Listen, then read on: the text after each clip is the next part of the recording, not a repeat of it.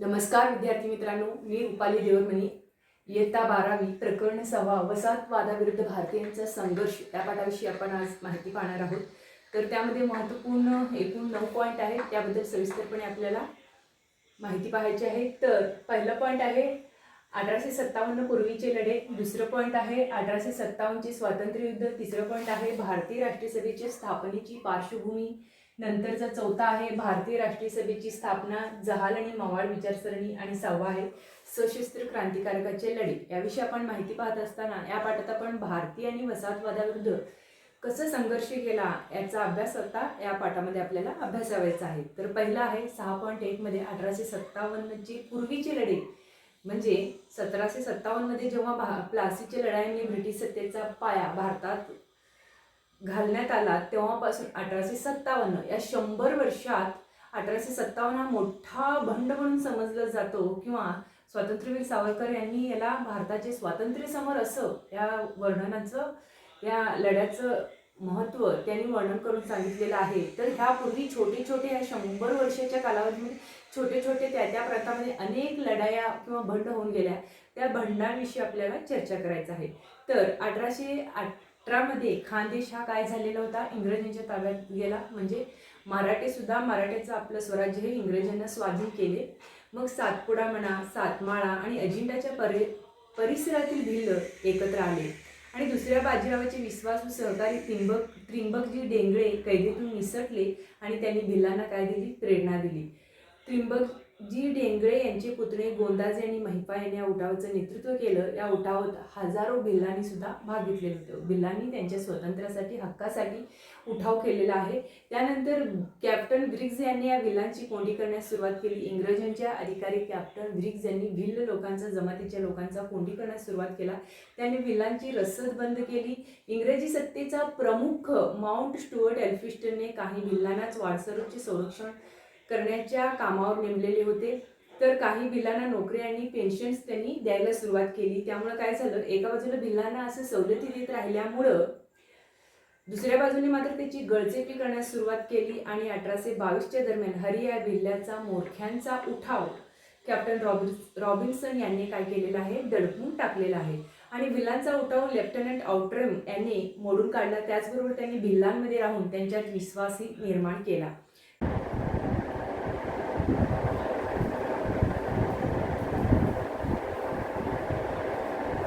तर त्यांना शहरी जीवनात आणण्याचा त्यांनी प्रयत्न केला. माफीची जाहीरनामे, जमिनी देणे, तगाई मागील गुन्ह्यांची माफी, सैन्यात भरती यामुळे भिल्लांचे उठाव करण्याचे प्रमाण पुढील काळात काय झालेला आहे, कमी झालेला होता. त्यानंतर आपण पायकांचा उठाव पाहणार आहोत.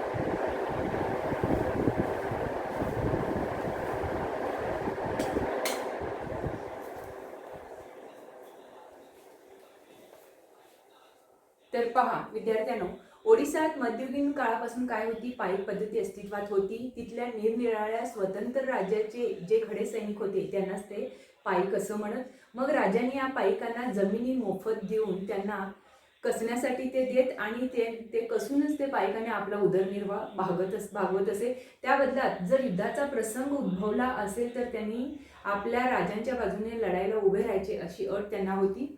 मग 1803 मध्ये इंग्रजांनी नागपूरकर भोसल्याकडून ओडिसा जिंकून घेतले. इंग्रजांनी पायिकांच्या वंशपरंपरागत जमिनी काढून घेतल्या. त्यामुळे पायिक हे संतापले होते. तसेच इंग्रजांनी लावलेल्या करांमुळे मिठाच्या किमतीत वाढ होऊन सामान्य लोकांचे जीवन हे असह्य झाले. याचा परिणाम 1857 मध्ये इंग्रजांनी पायिकांना सशस्त्र उठाव केला. या उठावाचे नेतृत्व बक्षी जगबंधू विद्याधर यांनी केलेले आहे. हंसाजी नाईक यांचे राज्य आजच्या नांदेड प्रदेशात होते. त्यांनी निजामांच्या राज्यात सामील होण्यास नकार दिला. उलट निजामांचे काही किल्ले त्यांनी जिंकले. त्यामुळे युद्ध सुरू झालं होणं अपरिहार्य होतं. मेजर पिटमन, कॅप्टन इव्हान्स म्हणा, कॅप्टन टेलर यांच्या नेतृत्वाखाली 400 सैनिकांची फौज निजामाच्या रक्षणासाठी चालून आली. हे युद्ध 25 दिवस झाले. अखेर हंसाजीचा काय झालेला होता, पराभव झालेला होता. मग चित्तूरसिंग यांच्या नेतृत्वाखाली सातारा जिल्ह्यात रामोशी समाजाच्या लोकांनी उठाव केला.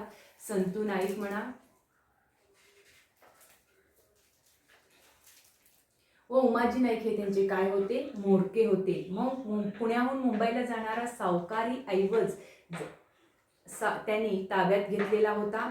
1824 उमाजी नाईक यांनी पुण्याजवळ भांबुर्डे येथील सरकारी तिजोरी त्यांनी ताब्यात घेतलेली होती. त्यांनी इंग्रजांच्या नाकी दम आणला. या सगळ्या प्रकाराला आळा घालण्यासाठी उमाजी आणि त्यांचे सहकारी बुजबा, पांडे आणि येसाजी यांच्यासाठी सरकारने प्रत्येकी 5,000 रुपयाचे इनाम घोषित केलं.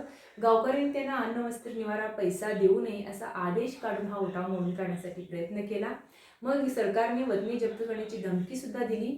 उमाजीबद्दलची माहिती सरकारला ताबडतोब दिला पाहिजे असा आदेश सुद्धा काढण्यात आला. शरण येणाऱ्यांना काय करण्यात आलं, माफी देण्यात आली. कॅप्टन डेव्हिस घोडदळाच्या 5 कंपन्या घेऊन उमाजीवर पाठलाग करण्यासाठी निघाला, परंतु त्याचा काहीही उपयोग झाला नाही. सातारा, वाई, भोर, कोल्हापूर येथे सतत संघर्ष चालू होता.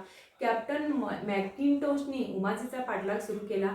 उमाजींनी इंग्रजांना ठार मारण्यासाठी आदेश दिले. अखेर भोरजवळ इंग्रजांनी उमाजीला काय केले, पकडले.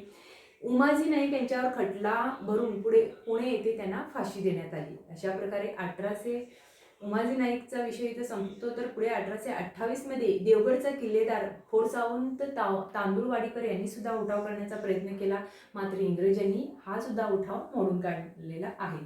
त्यानंतर इंग्रजांचे धोरण पाहून सावंतवाडीतील सरदारांनी सुद्धा एकत्र येऊन उठाव केले, परंतु स्पूनर या पॉलिटिकल एजंटने हा सुद्धा उठाव मोडून काढला. मग त्यानंतरही या उठावात सामील झालेल्या सरदारांपैकी काहींनी ब्रिटिशांविरुद्ध एक होऊन लढण्याचा प्रयत्न केला, मात्र 1845 या परिसरात लष्करी कायदा पुकारण्यात आला आणि कॅप्टन ऑटोमेने हा उठाव पूर्णतः मोडून काढला. अशा प्रकारे कोल्हापूर संस्थानात किल्ल्याचे संरक्षण करणारे गडे असत पुढं, तर त्यांनी मराठ्यांच्या राज्यात त्यांना वतन मिळत असे, परंतु कंपनी सरकारच्या राजवटीत गडकऱ्यांचे हे अधिकार आणि वेतन नष्ट करण्यात आलं. त्याविरुद्ध कोल्हापूर जवळील सामानगडावर पहिला संघर्ष सुरू झाला.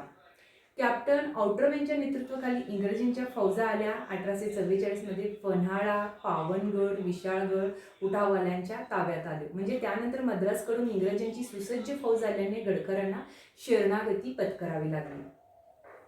पुढचा मुद्दा आहे 6.2 1857चे स्वातंत्र्य युद्ध. या मुद्द्याविषयी आपल्याला पाहायचं आहे. 1857च्या स्वातंत्र्य लढ्यामध्ये ब्रिटिश फौजेतील भारतीय सैनिकांचा असंतोष राजकीय, धार्मिक, सामाजिक, आर्थिक कारणे होती.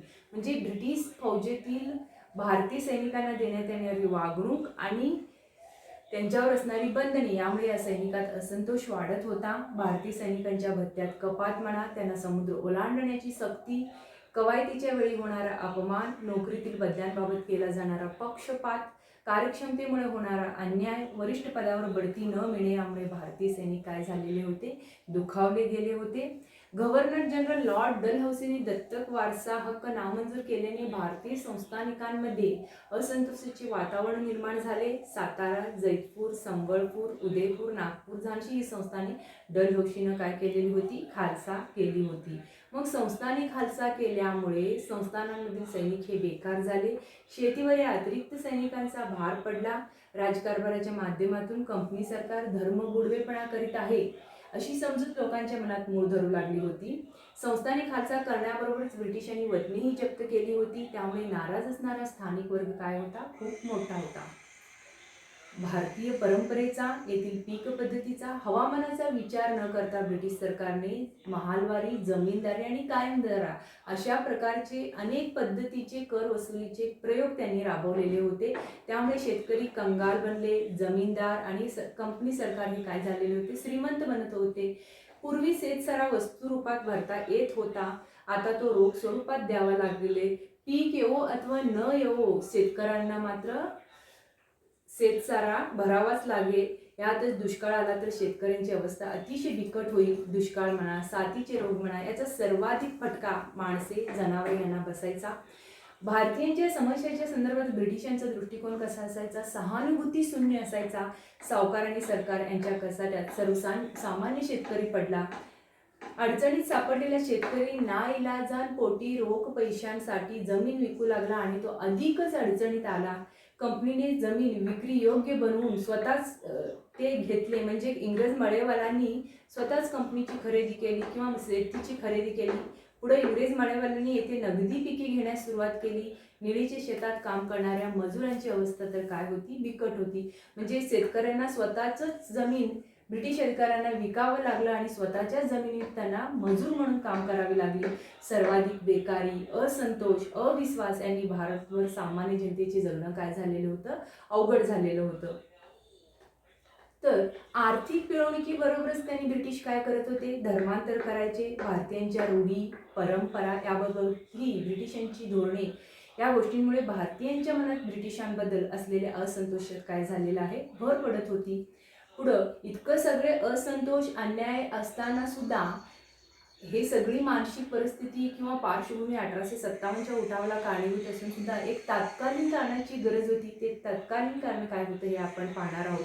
तर इंग्रजांनी 1856 हिंदी सैनिकाच्या हाती लांब पल्ल्याच्या एनफिल्ड बंदुका व त्यांना वापरावयाची नवी काडतुसे दिली. काडतुसाला गाय व डुकरांची चरबी लावलेली आहे ही बातमी पसरली. गाय हे काय होतं, हिंदूंना पवित्र होतं. डुक्कर हे काय होतं, मुस्लिमांना निषिद्ध होतं. त्यामुळे काडतूस वापरण्यापूर्वी ते दातांनी तोडावे लागले. भारतीय सैनिकांना आपल्या तोंडाचा स्पर्श ह्या काडतुसांना व्हावा ही कल्पनाच कसं धर्मसंकटात पडण्यासारखी होती. मग सुरुवातीला या शिपायांनी ही काडतुसे वापरण्यास नकार दिला.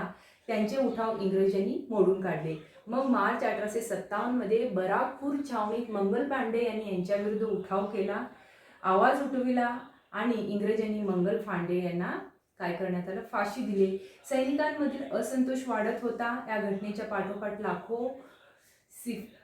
लखनौच्या शिपायांनी उठाव केला. मेरठ येथील घोडदळाच्या कंपन्यांनी उठाव केला. या सगळ्या धामधुमीत इंग्रजांना ठार मारणे म्हणा, त्यांच्या कुटुंबीयास धडा शिकवणे म्हणा, प्रसंगी इंग्रज अधिकाऱ्यांची कत्तल करणे, त्यांचे घरे जाळणे असे प्रकार सुरू झाले. शिपाई हे सगळे करून दिल्लीच्या दिशेस चालून गेले. नंतर 12 मे 1857 रोजी शिपायांनी दिल्लीवर गेले.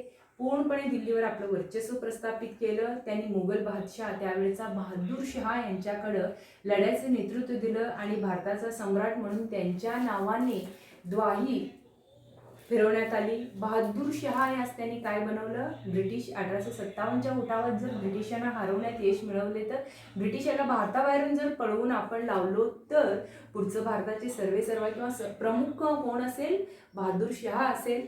म्हणून बहादूर शहेनशहाही हिंदुस्थान असं बनवण्यात आलं. 1857चे नेतृत्व मुघल बादशहाच्या हाती असले तरी प्रत्यक्षात मात्र ते कोणाकोणाच्या हाती होतं, नानासाहेब पेशवे, तात्या टोपे, राणी लक्ष्मीबाई, बेगम हजरत महल, मौलवी अहमद उल्ला, कुंवर सिंह, सेनानी बख्त खान यांनी केले होते. दिल्ली, कानपूर, लखनौ, झांसी येथील व पश्चिम बिहारच्या भागातील उठावाचे स्वरूप विशेष उग्र होते. दिल्लीच्या रक्षणाची जबाबदारी बख्त खान यांनी आपल्या शिरावर घेतली. मग 27 मे 1857 रोजी दिल्ली परत मिळवण्याच्या उद्देशाने ब्रिटिश सैन्य दिल्लीस आले. दिल्ली हस्तगत करण्यासाठी इंग्रजांनी आपली सर्व शक्ती पणाला लावली.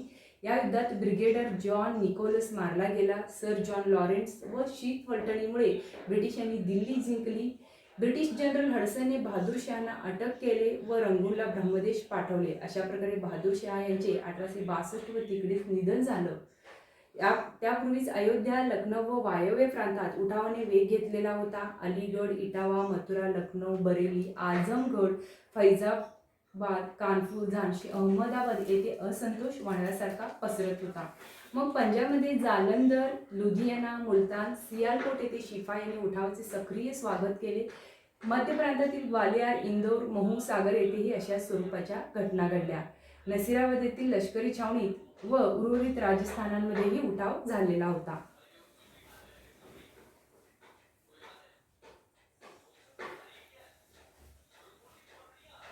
बघा, तर ढाका, चितगाव, मदारीगंज सध्याच्या बांगलादेशमधील बागलपूर, बिहार येथे उठावाचे लोण पोहोचले. बिहारमध्ये पाटण्याजवळ दिनापूरच्या शिपायांनी उठाव केला व पश्चिम बिहारमधील जमीनदार कुंवर सिंह यांच्या मार्गदर्शनाखाली त्यांनी लढा दिलेला होता. कुंवर सिंह यांना हजारीबाग झारखंड म्हटलं जातं. देवगड, संबळपूर, ओडिसा येथून चांगला प्रतिसाद मिळालेला होता. नानासाहेब पेशवे यांनी कानपूर येथे उठावाचे नेतृत्व केले. तर तिथे सुद्धा इंग्रजींचा सेनापती हावलॉक हा दाखल झाला होता. नानासाहेब व तात्या टोपे यांनी कानपूर स्वतःच्या ताब्यात ठेवण्याचा प्रयत्न केलेला आहे, परंतु तो अयशस्वी झाला. ब्रिटिश सैन्याचा मुख्य कमांडर सर कॉलिन कॅम्पबेल यांनी तात्या टोपेचा पराभव केला व कानपूर त्यांनी परत मिळवलेले होते. म्हणून 1857ची ही घटना म्हणजे भारतीयांचे पहिले स्वातंत्र्य युद्ध असून या स्वातंत्र्य युद्धामध्ये सुरुवातीला तात्या टोपे होते, अवधचा बेगम हजरत महल होते, यांनी आघाडी घेतली. हॅवलॉक व ऑट्रम यांच्या नेतृत्वाखाली इंग्रज सैन्याला सुरुवातीला यश जरी मिळत नसले तरी तेव्हा त्यांना कोणी मदतीला आले? नेपाळचा राजा जंग बहादूर गुरखा यांनी पलठणी घेऊन ब्रिटिशांच्या मदतीला आला आणि हिंदी सैन्याचे नेतृत्व मौलवी अहमदुल्ला यांनी केले. कॉलिन कॅम्पबेलने आपले शिपाईगिरीचा अनुभव पणाला लावून लखनौवर आपलं वर्चस्व मिळवलेले आहे.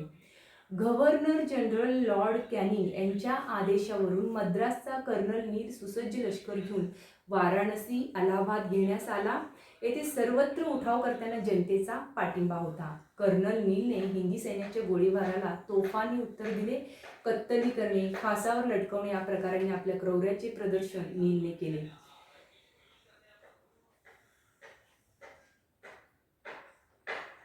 बघा, वाराणसीची बातमी कळताच अलाहाबादच्या शिपायांनी उठाव केला. युरोपियन सूड म्हणून ठार केले. तेव्हा नीलने अलाहाबादला कूच करून भारतीयांची काय केलेली आहे?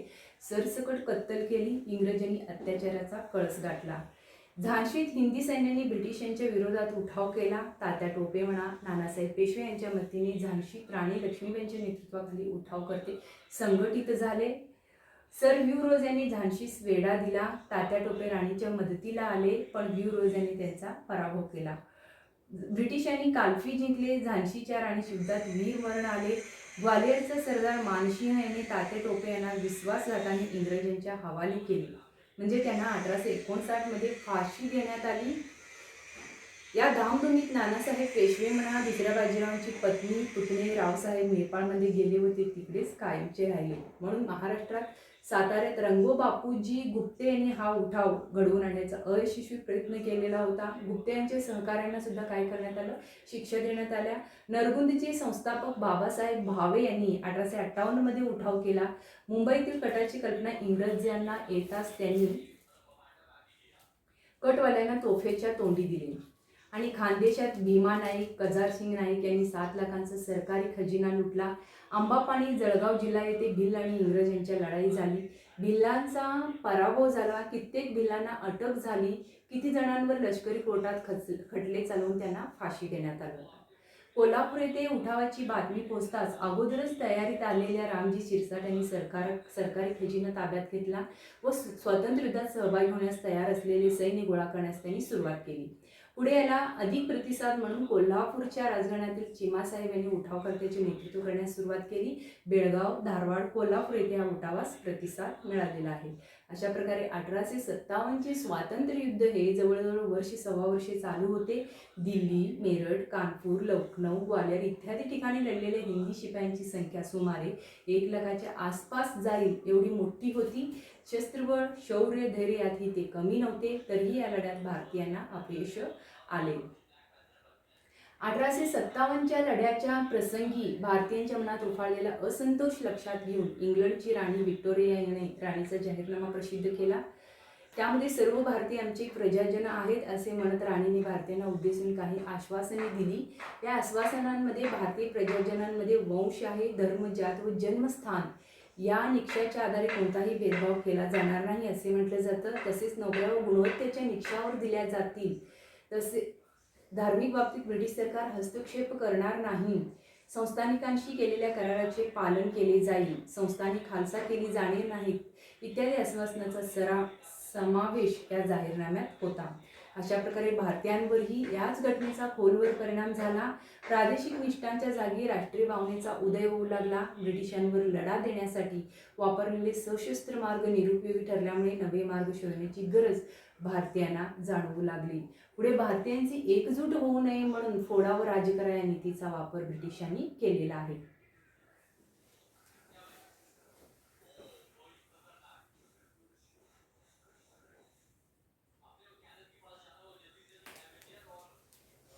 तर विद्यार्थ्यांनो, तिसरा पॉइंट आहे भारतीय राष्ट्रीय सभेच्या स्थापनेची पार्श्वभूमी. याबद्दल आपण माहिती पाहणार आहोत. तर भारतीय राष्ट्रीय सभेची स्थापना ही स्वातंत्र्य चळवळीतील 1857 नंतरची निर्णायक घटना असून व्यापक मान्यता असलेली ही पहिलीच भारतीय संघटना होय. म्हणजे 1837 मध्ये द्वारकानाथ ठागोर यांनी लँड होल्डर्स असोसिएशन संस्था जमीनदार वर्गाचे हितसंबंध जपण्यासाठी स्थापन केली होती. मग 1839 मध्ये राजाराम मोहन राय यांचे स्नेही विल्यम ॲडम्स यांनी लंडनमध्ये ब्रिटिश इंडिया सोसायटी काढून कार्य सुरू केले. इंग्लंडमध्ये राहणारे ब्रिटिश इंडियात काय चालले आहे हे कळावे, इंग्लंडमध्ये राहणाऱ्यांना ब्रिटिश इंडियामध्ये काय चाललेलं आहे हे कळावं म्हणून या संस्थेची स्थापना करण्यात आली होती. द्वारकानाथ ठागोर यांचे स्नेही जॉर्ज थॉम्सन यांनी बंगाल ब्रिटिश इंडिया सोसायटी स्थापन केली. म्हणजे 1851 मध्ये लँड होल्डर्स असोसिएशन आणि बंगाल ब्रिटिश इंडिया सोसायटी या दोन्ही एकत्र करून ब्रिटिश इंडियन असोसिएशनची संस्था स्थापण्यात आली. या संस्थेने हरिश्चंद्र मुखर्जी यांच्या पुढाकाराने भारतीय जनतेच्या तक्रारी ब्रिटिश पार्लमेंटमध्ये पाठवल्या. याच काळात मद्रास नेटिव्ह असोसिएशनने सुद्धा इंग्रजांच्या विरोधात सूर आळवायला सुरुवात केली. 1866 मध्ये दादाभाई नौरोजी यांनी योमेशचंद्र बॅनर्जी यांच्या मदतीने ईस्ट इंडिया असोसिएशन ही संस्था लंडन येथे सुरू केली आणि त्याचे जागृतीचे प्रयत्न सुद्धा त्यांनी केले. बंगालमधील इंडिया लीग या संस्थेचे काम 1875 सालापासून सुरू होते. पुढे सुरेंद्रनाथ बॅनर्जी यांनी इंडियन असोसिएशन ही संस्था स्थापली. बॅनर्जींनी समान राजकीय हितसंबंधाच्या व आशा आकांक्षाच्या जाणीवाद्वारे भारतातील भिन्न वंशी व भिन्न जातीच्या लोकांची एकी घडवून आणण्यासाठी ही संस्था प्रयत्न करेल असे त्यांनी सांगितले. या संस्थेने 1883 मध्ये कोलकाता येथे भारतातील विविध प्रांताच्या प्रतिनिधींची परिषद त्यांनी घेतलेली आहे. मग 1884 मध्ये स्थापन झालेली मद्रास महाजन सभा ही एक महत्त्वाची संघटना होती. या सुमारास मुंबईत इंग्रजी विद्येचे व नवसुधारणाचे वारे वाहू लागले. जानेवारी 1885 मध्ये न्यायमूर्ती काशीनाथ त्र्यंबक तेलंग, फिरोजशहा मेहता इत्यादींनी बॉम्बे प्रेसिडेंट्सची असोसिएशन ही संस्था त्यांनी स्थापन केली होती.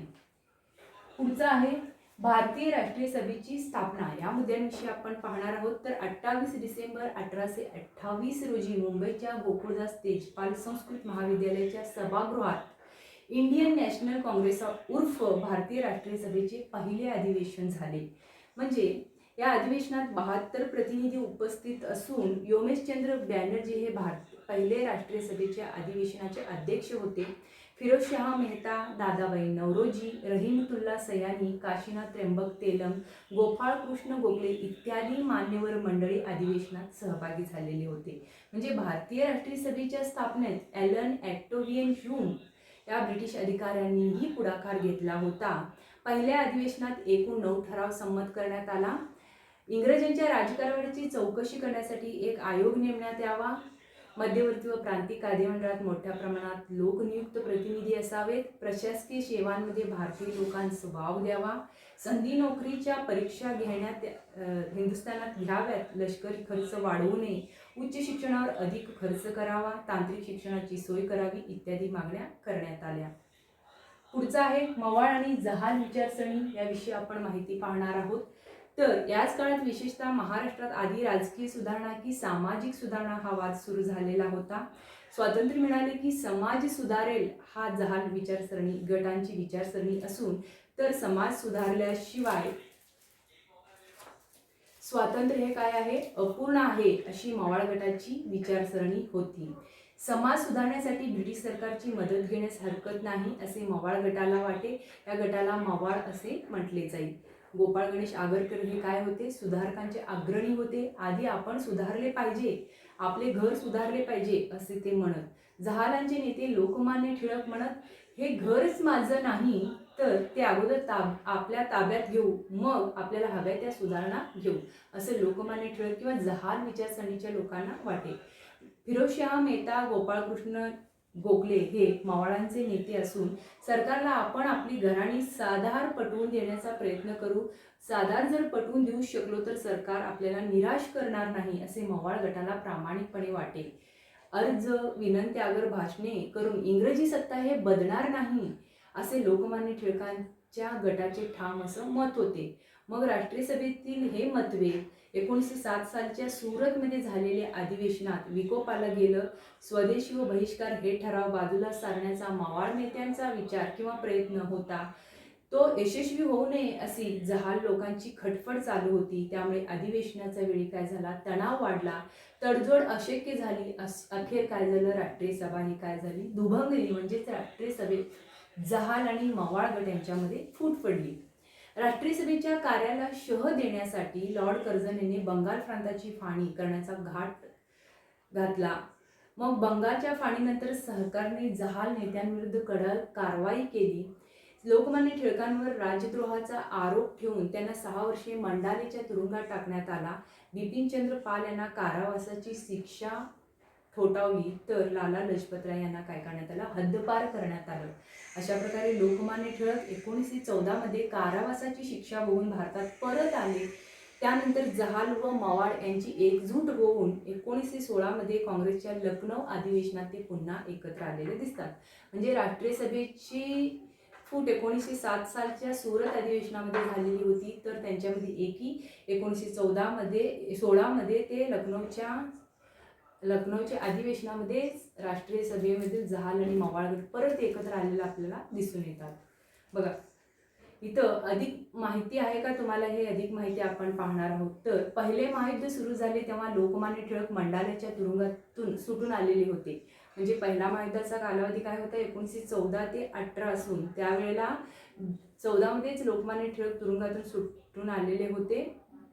मग ब्रिटिश साम्राज्य युद्धाच्या अडचणीत सापडले आहे, तेव्हा आपण स्वराज्याच्या दृष्टीने त्याचा फायदा घ्यायला पाहिजे असे त्यांना वाटत असून मुंबईचा गव्हर्नर विलिंग्डन यांनी युद्ध सहाय्य मिळवण्यासाठी नेत्यांची सभा बोलवली. मग त्यावेळेला मुंबईचा गव्हर्नर जनरल कोण होता, विलिंग्डन होता. युद्धाला सहाय्य करा असं म्हणून भारतीय नेत्यांची एक सभा बोलवली. मग तेव्हा स्वराज्य द्यायचे कबूल करत असाल तर आम्ही युद्धाला सैनिक पुरवू असे लोकमान्य टिळकांनी स्पष्टपणे सांगितले. तर पहिल्या महायुद्धामध्ये तुम्ही अडचणीत आहात, तुम्हाला आम्ही मदत करू, पण तुम्ही आम्हाला स्वराज्य देणार असेल तर असं सांगितले. गव्हर्नरने विरोध करताच लोकमान्य टिळकांनी कोणाचीही पर्वा न करता तेथून ताडकन उठून गेले. असे प्रकारचे टिळकांचं हे धोरण काय होतं, प्रतियोगी सहकारिता म्हणून ओळखला जातो. तर 6.6 सशस्त्र क्रांतिकारकाचे लढे या मुद्द्याविषयी आपण माहिती पाहणार आहोत. ब्रिटिश साम्राज्यशाही विरुद्ध भारतात विविध मार्गाने आंदोलने झाली. त्यावरील एक मार्ग सशस्त्र क्रांतीचा होता. म्हणजे शासन यंत्रणा खिळखिळी करणे, सरकारचा लोकांना वाटणारा दरारा नाहीसा करणे, अशा मार्गाने सत्ता उधळून टाकणे हे सशस्त्र क्रांतिकारकाचं काय होतं, प्रमुख उद्दिष्ट होतं. म्हणजे पंजाबमध्ये रामसिंह कुका यांनी सरकारविरुद्ध उठावाचं आयोजन केले होते. महाराष्ट्रात वासुदेव बळवंत फडके यांनी सरकारविरुद्ध उठाव केला. पुण्यात प्लेगचा बंदोबस्त करण्यासाठी प्लेगचा कमिशनर रॅड यांनी जुलूम जबरदस्ती केलेली होती. त्यांची चीड येऊन दामोदर व बाळकृष्ण या चाफेकर बंधूंनी त्या रॅड या अधिकाऱ्याची हत्या केलेली होती. नंतर 1899 मध्ये गणेश दामोदर सावरकर आणि त्याचे बंधू विनायक दामोदर सावरकर यांच्या पुढाकाराने नाशिक येथे क्रांतिकारकाची एक मित्रमेळा ही संघटना स्थापन करण्यात आली. त्याला गुप्त संघटना असं म्हटलं जातं. या संघटनेला 1904 मध्ये त्यांनी अभिनव भारत हे नाव देण्यात आलं. याच वर्षी विनायक दामोदर सावरकर हे म्हणजे स्वातंत्र्यवीर सावरकर हे उच्च शिक्षण घेण्यासाठी इंग्लंडला गेले. त्यांनी अभिनव भारत संघटनेच्या सदस्यांना क्रांतिकारी वाड्मय म्हणजे पिस्तुले इत्यादी साहित्य पाठवण्यास काय केलेली होती, सुरुवात केली. त्यांनी जोसेफ मॅजिन या इटालियन क्रांतिकारकाचं चरित्र लिहिलेले आहे. 1857 मध्ये स्वातंत्र्य समर म्हणजे 1857च्या उठावाबद्दल जो काही ग्रंथ त्यांनी लिहिला त्याला स्वातंत्र्य समर हा ग्रंथ लिहिला. अभिनव भारत संघटनेच्या कारावाचा सुगावा सरकारला लागला. सरकारने गणेश दामोदर सावरकर म्हणजे स्वातंत्र्यवीर सावरकरांचे बंधू यांना अटक केली. जॉन्सन या इंग्रज न्यायाधीशांनी त्यांना जन्मठेपेची शिक्षा सुनावली. या शिक्षेचा बदला घेण्यासाठी अनंत लक्ष्मण कान्हेरे या युवकाने नाशिक येथे न्यायदंडाधिकाऱ्यांनी जिल्हाधिकारी जॉन्सन यांची हत्या केली. जॉन्सनच्या हत्येचा संबंध सरकारने विनायक दामोदर सावरकर यांच्याशी जोडला आणि त्यांच्यावर खटला भरला. न्यायालयाने त्यांना 50 वर्षाची सशस्त्र कारावासाची शिक्षा सुनावून अंदमान येथे रवाना केले. त्यालाच जन्मठेपेची शिक्षा असं म्हणतात. माझी जन्मठेप एक पुस्तक आहे, स्वातंत्र्यवीर सावरकर यांचं आत्मचरित्र आहे, ते तुम्ही पाहू शकता. त्यांना अंदमान निकोबारातील सेल्युलर जेलमध्ये ठेवले होते. त्यांना कशा प्रकारचा नाना तऱ्हेचे त्रास दिलं याविषयी सुद्धा आपल्याला यातून माहिती मिळतं. मग बंगालमध्ये अनुशीलन समिती ही क्रांतिकारी संघटना कार्यरत होती. अरविंद घोष व त्याचे बंधू बारिंद्र कुमार घोष हे या संघटनेचे काय होते, प्रमुख होते. कोलकात्याजवळील माणिकताळा येथे या समितीचे बॉम्ब तयार करण्याचे केंद्र होते. 1908 मध्ये खुदिराम घोष, प्रफुल्ल चाकी या अनुशीलन समितीच्या सदस्यांनी किंग्जफोर्ड या जुलमी न्यायाधीशाला ठार करण्याची योजना आखली. म्हणजे त्यांनी ज्या गाडीवर बॉम्ब टाकला त्या गाडी किंग्जफोर्डची नव्हती. त्यांनी ज्या गाडीवर बॉम्ब टाकला त्या गाडीत कोण होते, तर 2 इंग्लिश स्त्रिया होत्या, त्या मृत्युमुखी पडल्या. प्रफुल्ल चाकी यांनी स्वतःवर गोळी झाडून घेतली, तर खुदिराम बोस पोलिसाच्या हाती लागले, त्याला फाशी देण्यात आली. अशा तर श्यामजी कृष्ण वर्मा यांनी लंडन येथे इंडिया हाऊसची स्थापना केली होती. या संस्थेतर्फे भारतीय तरुणांना इंग्लंडमध्ये उच्च शिक्षण घेण्याची शिष्यवृत्ती दिल्या जात. त्यांच्याच गटातील मदामा कामा या एक समाजवादी क्रांतिकारक होत्या. समाजवादी क्रांतिकारक असून जर्मनीत स्टुटगार्ट येथे भरलेल्या जागतिक समाजवादी परिषदेत त्यांनी भारताच्या स्वातंत्र्याचा काय केलेला आहे, प्रश्न उपस्थित केला. याच परिषदेत मदामा कामा यांनी क्रांतिकारकाच्या कल्पनेतील भारताचा ध्वज फडकावला होता. पंजाबमधील मदनलाल धिंगरा इंग्लंड येथे उच्च शिक्षण घेण्यासाठी गेले होते. तिथे धिंगरा क्रांतिकारक विनायक दामोदर सावरकर आणि श्यामजी कृष्ण वर्मा यांच्या संपर्कात आले. धिंगरा अभिनव भारताचे सदस्य झाले. त्यांनी कर्झन वायली या इंग्रज अधिकाऱ्याला ठार केले. कारण हा अधिकारी सावरकर यांच्या मार्गावर होता, त्याबद्दल धिंगरा यांना फाशी देण्यात आली.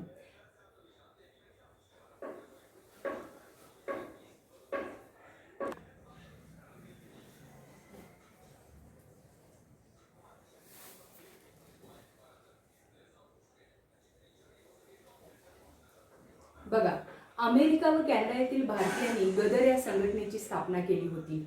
लाला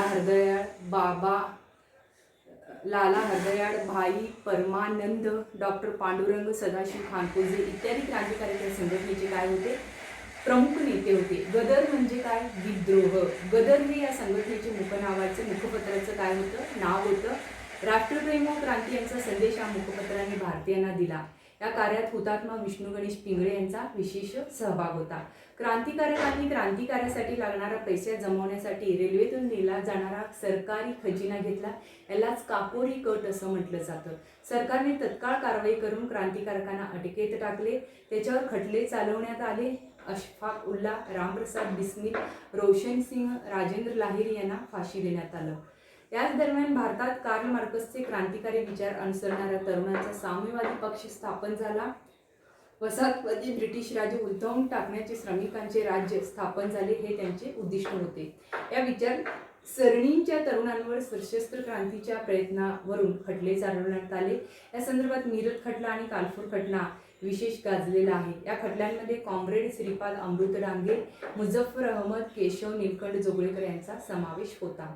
क्रांतिकारक चंद्रशेखर आझाद, भगतसिंग, राजगुरू, सुखदेव इत्यादी तरुण क्रांतिकारक धर्मनिरपेक्ष विचारसरणीचे होते. म्हणजे 1928 मध्ये त्यांनी दिल्ली येथे हिंदुस्थान सोशलिस्ट रिपब्लिकन असोसिएशन या संघटनेची स्थापना केली. भारताला ब्रिटिशांच्या शोषणातून मुक्त करणे हे त्या संघटनेचं काय होतं, उद्दिष्ट होतं. शेतकरी कामगाराची शोषण करणारी अन्याय व्यवस्था त्यांना उलथून टाकायची होती. शस्त्रे गोळा करणे आणि कार्यक्रमाची अंमलबजावणी करणे या कामांसाठी या संघटनेचा हिंदुस्थान सोशलिस्ट रिपब्लिकन आर्मी हा एक स्वतंत्र विभाग असून त्याचे प्रमुख चंद्रशेखर आझाद हे होते. या संघटनेच्या सदस्यांनी अनेक धाडसी कृत्ये केली. भगतसिंग व राजगुरू यांनी लाला लजपतराय यांच्या मृत्यूचा बदला घेण्यासाठी सॉन्डर्स या अधिकाऱ्याला त्यांनी काय केलेले होते, धडा शिकवलेला होता. म्हणजे नागरी हक्काची पायमल्ली करणारी 2 विधेयके यावेळी सरकारने मध्यवर्ती विधिमंडळात दाखल केली.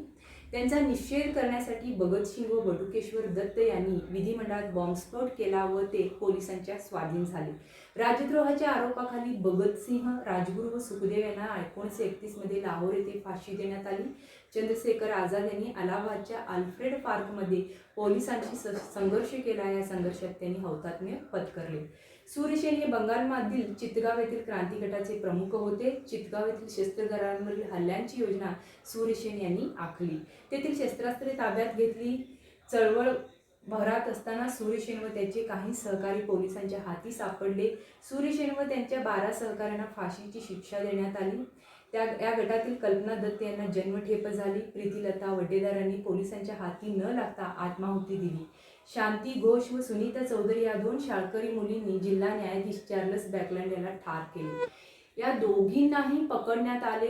बीना दास यांनी भारतीय राष्ट्रीय काँग्रेसच्या काय होत्या सभासद असून कलकत्ता विद्यापीठाच्या पदवीदान समारंभात स्टॅनली जॅक्सन या गव्हर्नरवर गोळी झाडून त्यांना मारण्याचा त्यांनी प्रयत्न केला.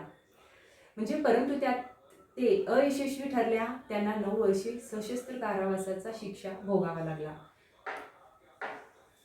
तर भारतीय स्वातंत्र्य संग्रामामध्ये क्रांतिकारी चळवळीने महत्त्वाचे योगदान दिलेले होते. क्रांतिकारकांनी ब्रिटिश सत्तेशी लढताना साहस व निर्धाराचे दर्शन घडवले. त्यांचे राष्ट्रप्रेम म्हणा, समर्पण वृत्ती म्हणा अजोड होती. त्यांचे बलिदान भारतीयांना स्फूर्तिदायक ठरलेलं आहे.